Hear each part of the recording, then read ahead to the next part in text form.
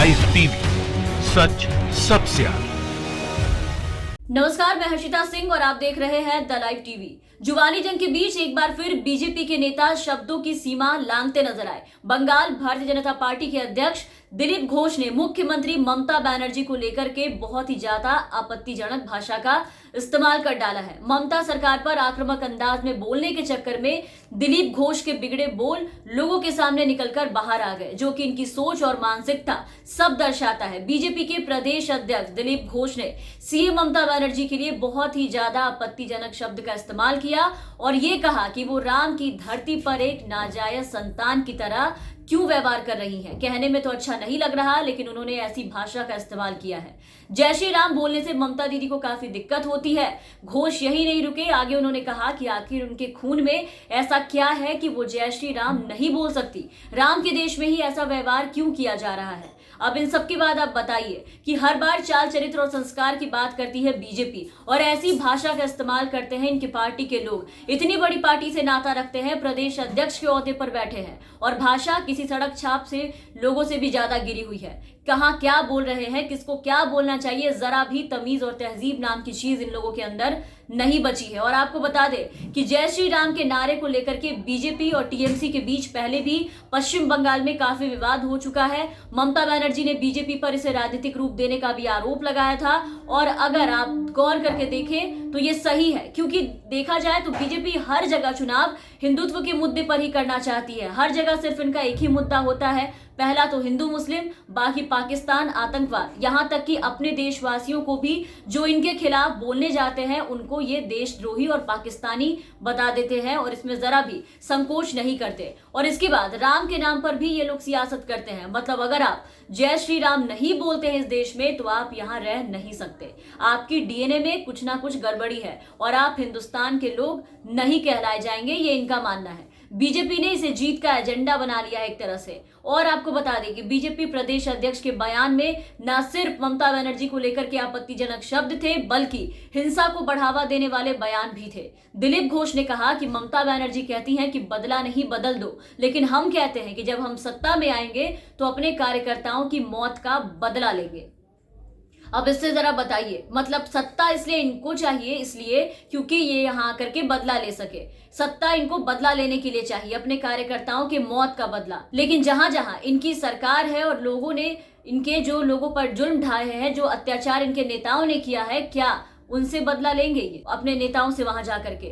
ये शायद चुनाव इसलिए नहीं जीतना चाहते ताकि यहाँ और विकास हो, लोगों के लिए काम कर सके, लोगों के हित में काम करे। ये अपनी मंशा यहाँ चुनाव में आके बता रहे हैं कि देखिए इनको सत्ता में इसलिए आना है ताकि ये अपने कार्यकर्ताओं के मौत का बदला ले सके। इनके कोई नेता कहते हैं कि हम सत्ता में आएंगे तो पुलिस से जूते चटवाएंगे, कोई कहते हैं बदला लेंगे। पश्चिम बंगाल के बीजेपी नेता राजू बनर्जी आपको याद होंगे, बंगाल सरकार को लेकर के उन्होंने कहा था कि राज्य की पुलिस गुंडा राज की जांच के लिए कुछ नहीं कर रही। उन्होंने कहा कि अगर बीजेपी सत्ता में आई, हम सत्ता में आए तो पुलिस को जूते चाटने पर मजबूर कर देंगे। पुलिस किसी भी तरह की कोई मदद नहीं कर रही है, ऐसी पुलिस के साथ क्या करना चाहिए, हम उन्हें अपने जूते चटवाएंगे। और उसी वक्त यही दिलीप घोष ममता सरकार को घेरने के चक्कर में सच्चाई बयां कर बैठे थे। उन्होंने ये कहा था कि बंगाल अब धीरे धीरे उत्तर प्रदेश और बिहार की तरह माफिया राज के हाथों में जा रहा है। तो बिहार और उत्तर प्रदेश में तो आपका राज है, तो यूपी बिहार में जब आपका राज है तो जाइए पहले जाके वहां जूते चटवाइए पुलिस से,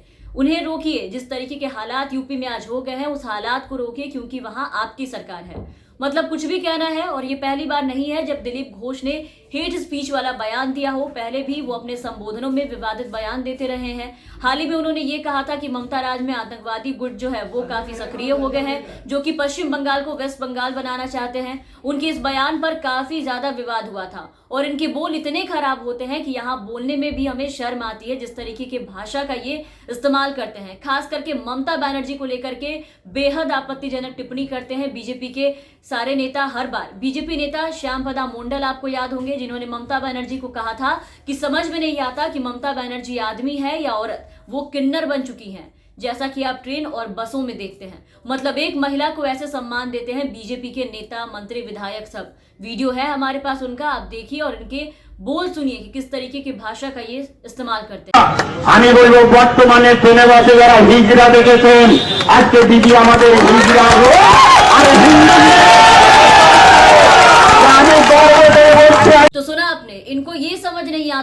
ममता बनर्जी पुरुष है या महिला, ये इनका कहना है कि मैं तो कहूंगा कि वो किन्नर बन गई हैं जिन्हें आप ट्रेनों और बसों में देखते हैं। मतलब इनकी सरकार में एलजीबीटी लाए जाते हैं, ट्रांसजेंडर्स के सम्मान की बातें की जाती हैं और ये ट्रांसजेंडर्स को बस और ट्रेनों में घूमने वाले बताते हैं। ये नजरिया है इनका ट्रांसजेंडर्स को देखने का। शर्म बिल्कुल इनको आती नहीं कि एक महिला के लिए किस तरीके की भाषा का इस्तेमाल करते हैं। और पार्टी ऐसे लोगों को खुला छोड़ती है कि बोलते रहिए, जो बोलना है, हम तो कार्रवाई करेंगे नहीं। चाल चरित्र और संस्कार की बात करती है, लेकिन इनकी पार्टी के लोगों में संस्कार जरा भी नहीं है।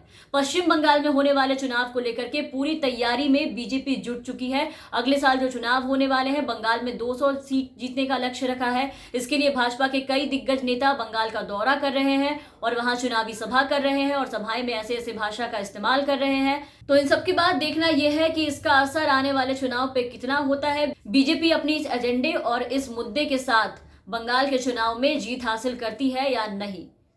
तो फिलहाल के लिए इस वीडियो में बस इतना ही। आप बने रहे हमारे साथ। अगर आपने अब तक हमारे चैनल को सब्सक्राइब नहीं किया है तो जरूर सब्सक्राइब कर ले, साथ ही बेल आइकन जरूर दबाएं ताकि हमारी हर अपडेट्स आप तक पहुंचती रहे। और अगर आप हमारे ये वीडियो हमारे फेसबुक पेज पर देख रहे हैं तो हमारे फेसबुक पेज को जरूर फॉलो करें। धन्यवाद। लाइव टीवी, सच सबसे आगे।